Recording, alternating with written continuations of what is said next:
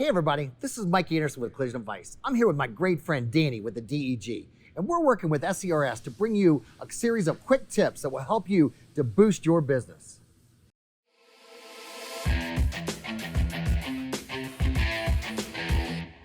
Today, we're going to talk a little bit about hazardous material removal versus solid waste disposal.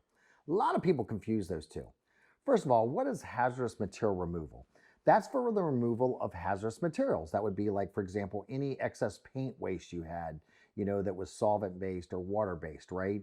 Hazmat removal could be, depending on where you live at, the disposal of your spray booth filters. Hazmat removal could include fluids like antifreeze or old oil or transmission fluid, anything of that nature. Again, hazardous material removal. Then we have what's called solid waste disposal.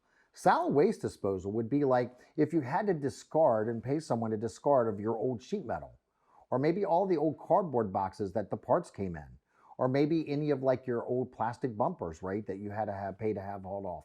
Those things would be considered solid waste disposal. Now, again, when we're writing, a damage analysis, is hazardous material removal, is solid waste disposal, is that included in anything? Danny, what are your thoughts? Great question, Mike. And those operations and those items are not included into the published labor times in all three estimating systems. And as repairers, we run across many times that parts that are coming in larger and larger packaging to protect the components inside. We're left with a big crate. We're left with the extra sheet metal parts, of service components that are not being used in the repairs. So what are you left with that? What are you left to do with it? You have to discard it. Sometimes we have to cut it down. We have to break it down even further just to make it fit in our bins, so that way they can be hauled off. And all that time and labor and also the discarding of that waste is not included into the published labor time. So definitely great to look at, after the repair, what was collected, what was left over from the repair process, and figure out what it's going to cost for you to get that hauled away, and is that associated to that repair specifically. Yeah, Danny, it's funny. I got to tell you, I never even thought of that, right? Occasionally it might take labor to cut a bumper in half to get it to fit into the dumpster, and I never even thought about that, right? So there could be a labor charge. Now, obviously, it's important, ladies and gentlemen, that when you go to use someone to dispose of your hazardous material or your solid waste disposal, that you make sure that you're in compliance with any of your state or local ordinances. I can tell you when I had my shops in Alexandria, Virginia, that we had used someone that actually was licensed and approved by our city, right, in order to dispose of our solid waste. So make sure you're in compliance with any state or local ordinances, right? But at the end of the day, ladies and gentlemen, understand that if you're trying to calculate this, you may hear the argument that's included in the cost of doing business. Let me just share a quick insight for you on that, right? One of the things you need to ask yourself is, if I fix one car or 100 vehicles a month, will my price change?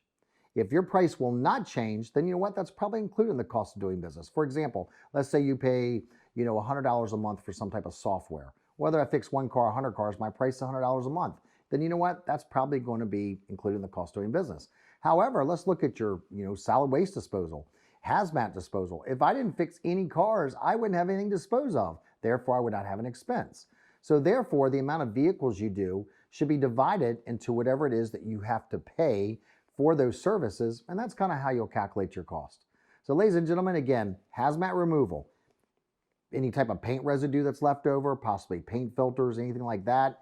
It also is going to be like oil, antifreeze, transmission fluid, anything like that, antifreeze you're going to dispose of.